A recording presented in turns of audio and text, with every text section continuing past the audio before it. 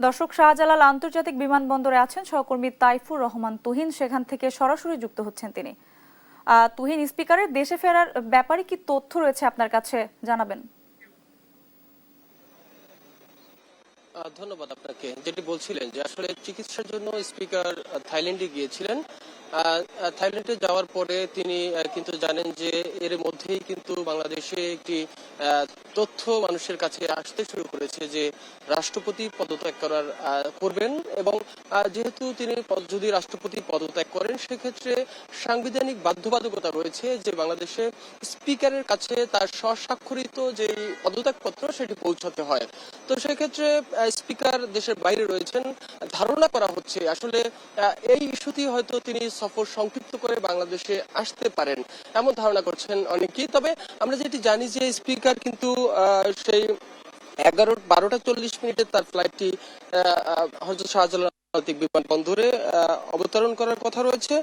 তবে এখনো বিষয়গুলো আসলে স্পষ্ট নয় যে আসলে কেন তিনি দুদিনের সফর সংক্ষিপ্ত করেই বাংলাদেশে ফিরলেন। তবে অনেকের মধ্যেই যেটি ধারণা সেটি হলো যে যেহেতু রাষ্ট্রপতি পদত্যাগ করে থাকে তাহলে সাংবিধানিক বাধ্যকতার কারণেই কিন্তু তাকে বাংলাদেশে উপস্থিত থাকা এবং তার কাছে স্বাক্ষরিত যে পদত্যাগপত্রটি সেটি তার হাতে এসে পৌঁছানো, এই বিষয়গুলো সাংবিধানিক বাধ্যবাধকতা রয়েছে।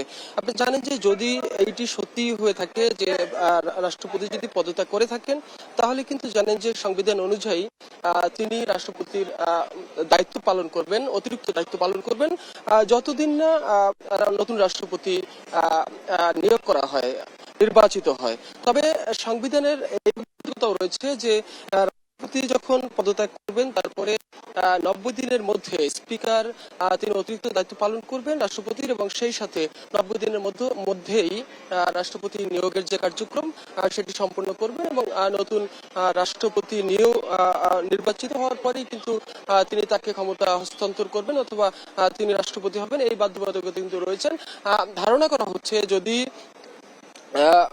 বর্তমান মহামান্য রাষ্ট্রপতি পদত্যাগ করেন তাহলে স্পিকার সেই বিষয়গুলো তার অধীনে চলে আসবেন, এবং তিনি এই বিষয়গুলো যে পরবর্তী যে কার্যক্রমগুলো থাকবেন সেই কার্যক্রমগুলো সম্পন্ন করবেন। যে কারণে আসলে তিনি তার সফর 2 দিন কমিয়ে তিনি বাংলাদেশে আজকে আসবেন। আমরা যেটি জানতে পেরেছি যে ইতিমধ্যেই যে তাকে বহন করা যে থাই এয়ারওয়েজের যে বিমানটি সেটি অবতরণ করেছেন, এবং কিছুক্ষণের মধ্যেই হয়তো তিনি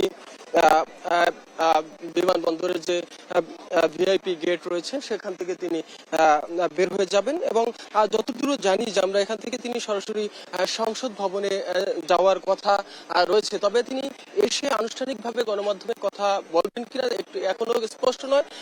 যদি তিনি এসে গণমাধ্যমে কথা বলেন তাহলে হয়তো অনেক প্রশ্নের উত্তর আমরা তখন খুঁজে পাবো। তো এই ছিল আমার কাছে বিমানবন্দর থেকে সর্বশেষ তথ্য।